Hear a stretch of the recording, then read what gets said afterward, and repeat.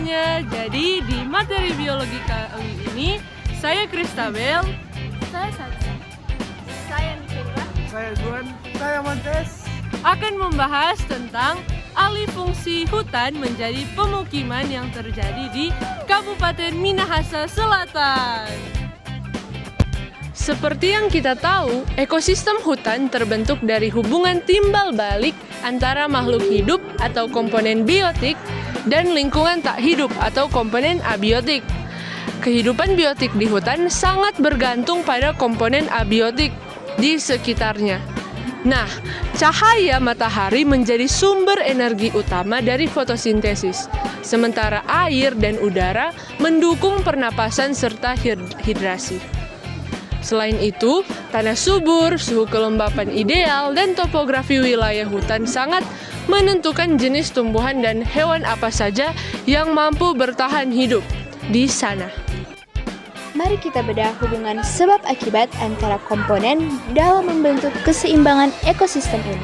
Tahap yang pertama adalah tahap asimilasi atau pengolahan oleh produsen, yang dimana komponen yang berinteraksi adalah pohon-pohon besar, tanaman perdu, dan lumut.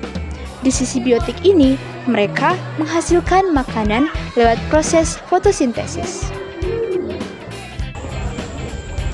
Penyebabnya adalah pohon-pohon yang besar dan tinggi dapat mendominasi sinar matahari secara maksimal. Akibatnya, tanaman perdu yang berada di bawahnya harus beradaptasi dengan intensitas cahaya yang lebih rendah. Sedangkan lumut menempel pada batang pohon untuk mendapatkan kelembapan. Akibatnya, terjadi pembagian lapisan vegetasi secara vertikal pada ekosistem.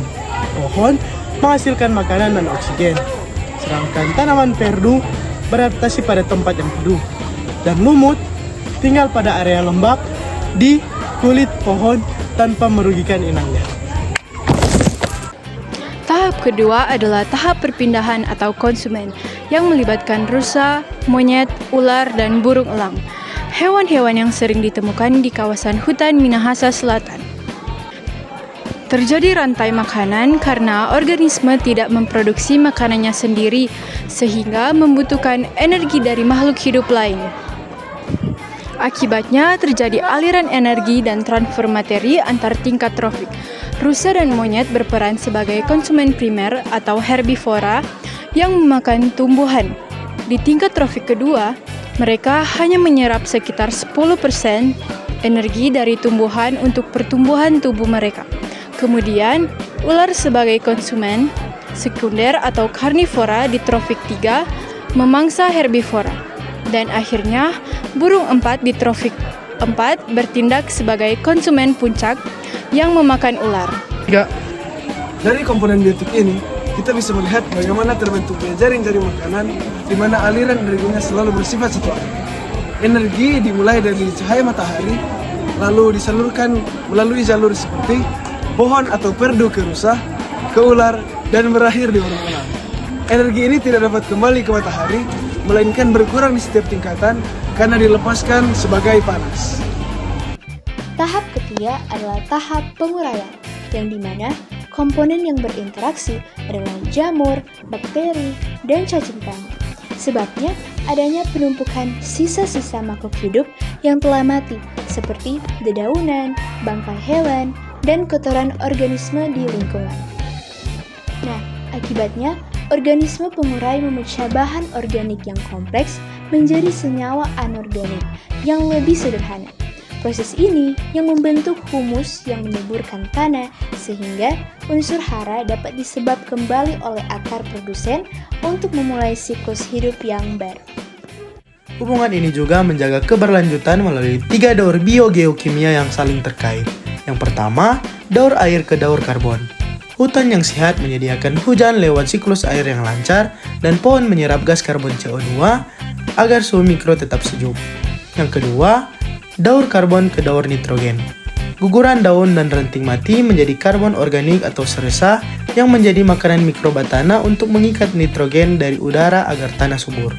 Yang ketiga, daur nitrogen ke daur air.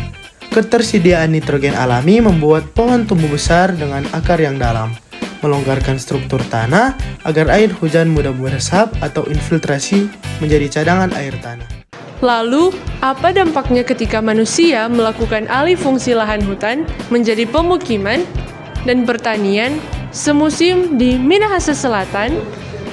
Aktivitas ini secara ekologis merusak keseimbangan melalui penciptaan efek tepi atau edge effect dan isolasi genetik yang memicu penurunan keanekaragaman hayati. Pertama, ketika hutan ditebang menjadi lahan pertanian semusim, kapasitas pompa air menurun, penyerapan karbon berkurang, dan suhu permukaan mikro meningkat sehingga memicu iklim yang lebih panas dan kering. Kedua, tanpa pohon hutan, pasokan karbon organik untuk mikroba hilang, membuat siklus nitrogen terputus dan tanah menjadi mandul. Akibatnya, saat hujan turun, air tidak meresap melainkan menjadi limpasan permukaan atau runoff yang menghanyutkan sisa pupuk kimia ke sungai dan menyebabkan eutrofikasi. Akhirnya, gangguan ini memutus jaring-jaring makanan melalui hilangnya spesies kunci atau keystone species, serta mengubah fungsi hutan dari penyerap karbon menjadi sumber emisi. Hutan yang awalnya stabil dan kaya berubah menjadi sistem yang rapuh, monokultur, dan rentan terhadap kepunahan serta perubahan iklim ekstrim. Untuk memperbaiki kerusakan tersebut, ada beberapa ide pengelolaan ekosistem yang dapat kita lakukan. Pertama, mengatasi fragmentasi habitat dan efek tepi dengan membangun koridor hijau atau ecological corridors untuk menghubungkan fragmen hutan yang terputus agar memperluas ruang jelajah satwa tanpa keluar dari perlindungan kanopi. Ini adalah solusi langsung untuk mengatasi isolasi genetik pada yaki dan kuskus beruang. Selain itu, kita bisa membuat zonasi penyangga atau buffer zones bervegetasi padat menggunakan tanaman transisi seperti bambu atau pohon buah lokal untuk meredam edge effect agar tidak merusak iklim mikro di dalam inti hutan. Kedua, memulihkan jaring-jaring makanan dan spesies kunci melalui restorasi berbasis spesies kunci dengan melindungi ketat populasi yaki sebagai pemencar biji utama dan burung hantu sebagai pengontrol populasi hewan pelaut. Pelindungan yaki akan memicu pemulihan struktur vegetasi vertikal hutan secara alami atau trophic scheme. Ketiga, mengembalikan siklus biogeokimia dan hidrologi dengan menerapkan rewilding dan agroforestry di lahan kritis. Mengubah lahan monokultur yang rapuh menjadi polikultur yang bisa memperbaiki struktur tanah, mengembalikan fungsi siklus hidrologi, dan mengunci kembali karbon sebagai karbon sink.